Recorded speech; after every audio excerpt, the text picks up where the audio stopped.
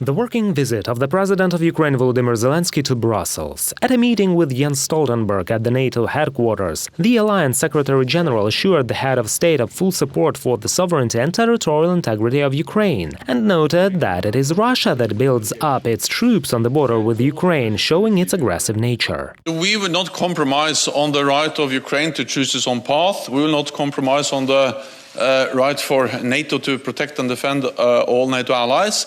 And we will not compromise on the fact that NATO has a partnership with Ukraine, which is important for us and for Ukraine, and Ukraine as a sovereign nation, and NATO as an alliance of 30 democracies, of course, have the right to work closely with a close partner as Ukraine. And our cooperation with Ukraine is defensive. It's not in any way a threat to Russia.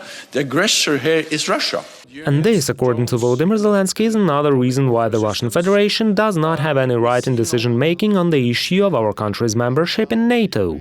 I am very grateful to you, Mr. Stoltenberg, for the clear signal that Ukraine's membership in NATO is a matter between Ukraine and the alliance, and definitely not the choice of any other country anywhere in the world. I sincerely hope that in the future the alliance will continue to hold these positions and will not succumb to threats or red lines drawn by third countries.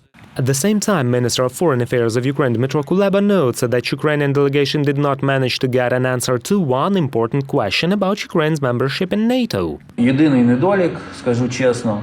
The only drawback, to be honest, was the year when Ukraine becomes a member of NATO. We were not told the date, although we asked, but it was absolutely clearly confirmed that the discussion on when and how will Ukraine become a member of NATO is exclusively a discussion that should take place and will take place exclusively between Ukraine and NATO. On the sidelines of the EU summit, which also took place on December 16th in Brussels, European leaders stressed that Russia must stop escalating on borders with Ukraine, otherwise Moscow will have to face a new batch of sanctions. Unfortunately, we see the concentration, reinforcement of Russian military forces along Ukrainian border, and probably we face most dangerous situation in last 30 years.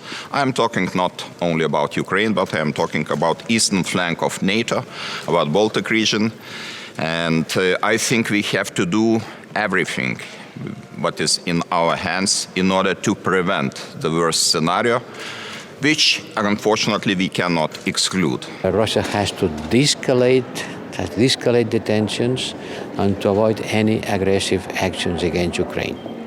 Because we are, the European Union member states, all united in order to support the sovereignty and territorial integrity of Ukraine, and any aggressive action will be with higher political and economic costs.